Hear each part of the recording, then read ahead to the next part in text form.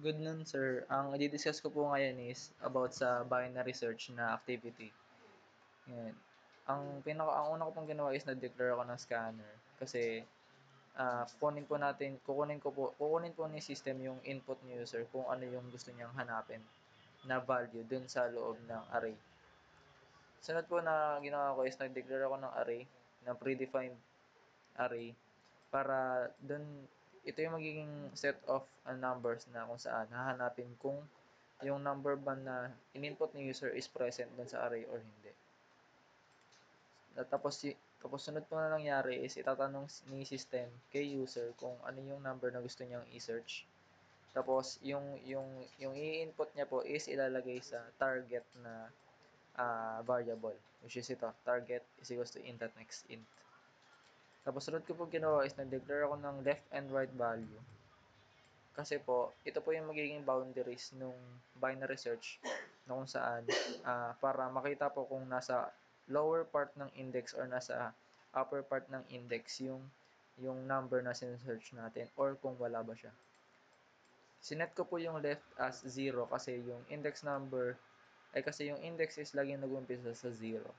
Tapos sinet ko po yung value ni right as search.length -1 kasi yung length niya is -1 kasi nga yung index is nag-uumpisa lagi sa 0. Yung while loop is ito yung mag-check kung si left and si right is nagpalit na ng pwesto. Ibig sabihin po nun, kapag nagpalit na po ng pwesto si left at saka si right, ibig sabihin po nun is na-scan na yung lahat ng values dun sa array na hinahanap natin. Sunod pong ginawa is nag-declare po ng midpoint, which is dinivide po yung right and left. Pinag-add yung right at saka yung left, tapos dinivide siya sa 2 para makuha yung midpoint nung mismong array. Tapos itetest na po yung target dun sa if-else statement dito po sa block of code na to para malaman kung nasa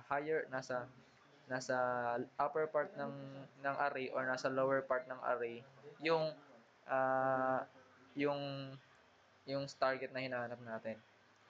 Yung if statement po is dito po malalaman kung nag-equal po yung target natin sa kung ano yung value ng midpoint doon sa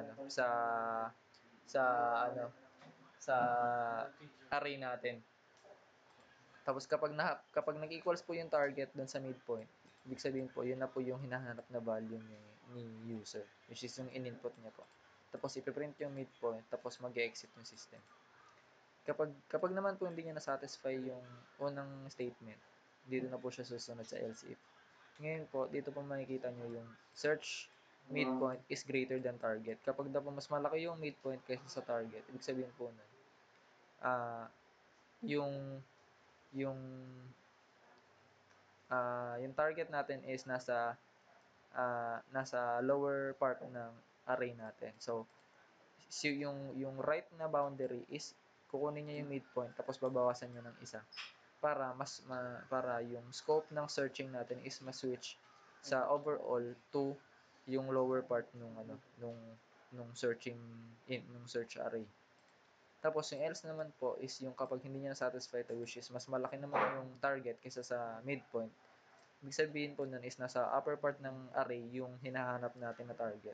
So gagawin niya po is yung left border ng searching is kukunin niya po yung midpoint tapos dadagdagan niya ng 1 para po ma-switch po yung array search natin sa upper part ng index natin. Tapos rinse and repeat hanggang sa makita na niya yung mag-satisfy po yung if statement na search midpoint is equals to target or wala po siyang makita na wala pong mag-equal na value sa array natin, which is kapag nag-false na tong left is less than or equal to right. Yun ibig sabihin po kasi na na-scan na po lahat ng numbers and wala po siyang nakita. Tapos kapag wala siyang nakita, ito ang ipiprint niya, yung not found na message. Yun lang po and maraming salamat.